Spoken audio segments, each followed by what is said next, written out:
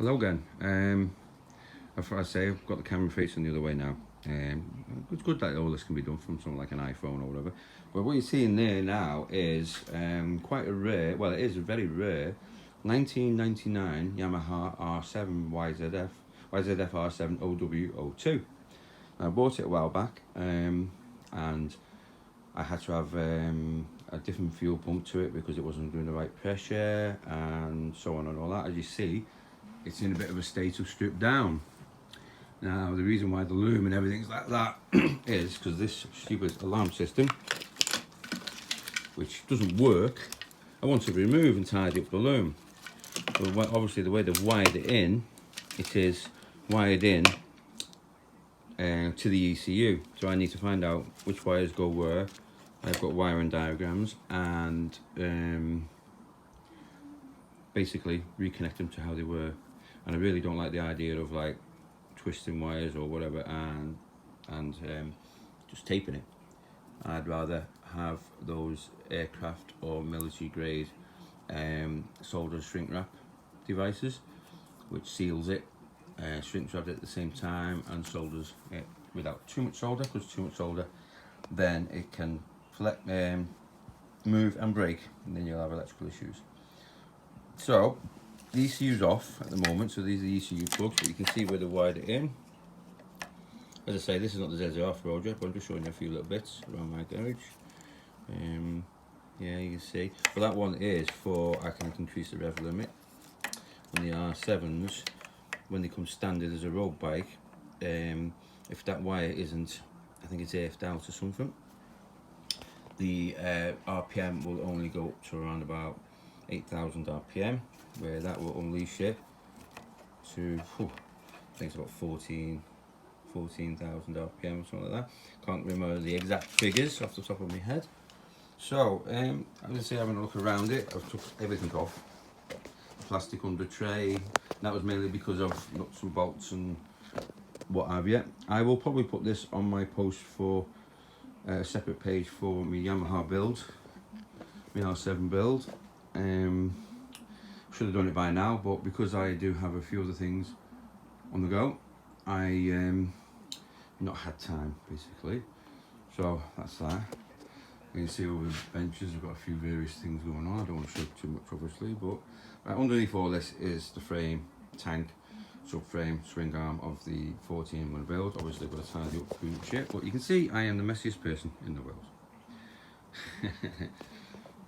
Now going round, you can see I've got my trike over there. I have a few other bikes. That one will be project for sale. That's an early ZX7R. That is only got 3,000 miles in it. It's absolutely immaculate and all standard.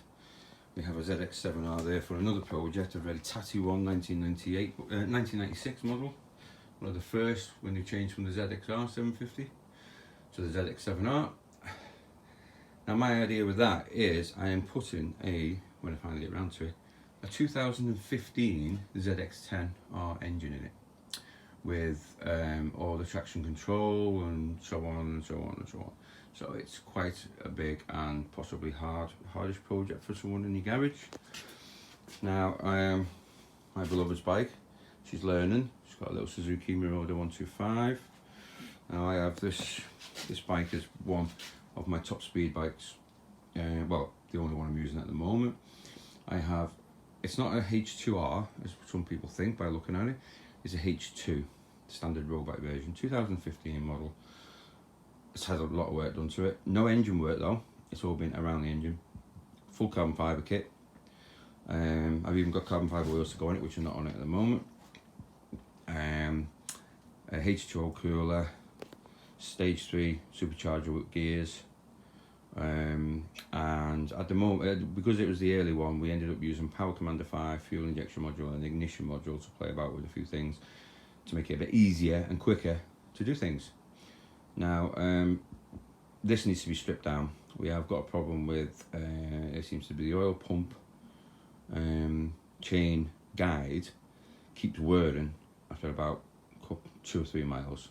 We think we've got some backslash in the shaft from the other side, so I'm going to take the engine out which is why I'm tied in the garage to move it in, because that's what I'm going to probably do, because I've got to get that in before I go for surgery on my leg again. So and my engine builder, who builds the engines for my quarter-mile drag bike, which is not in the air at the moment, we'll have a look at it and sort it out, and then hopefully next year I'll be back out and I'll get that 200 mile an hour. Because the crazy thing is, I've had electrical problems with it as well, so I'm going to be changing the loom, because my electronic gear change, as you see, because I've got a left leg amputee, I have to have electronic gear change by ProShift, which goes up the box and down the box. Up the box with ignition cut out, down the box with a throttle blipper. And now the throttle blipper, because it's fly-by-wire, has to be wired into an accelerometer, I think it's called, which is this side, and then your throttle cables pull the sensor or whatever, what do you call it on the other side? The accelerometer and I can't remember the other one. I'll probably think of it later.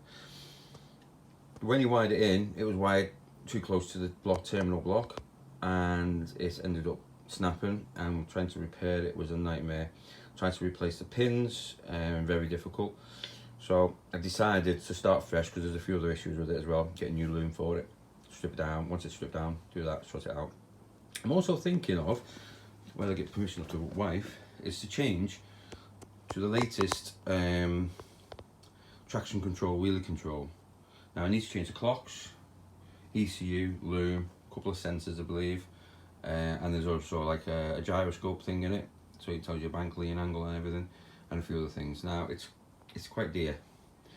Luckily enough, my engine builder will get 20% off most parts. Anyway, moving on to another project.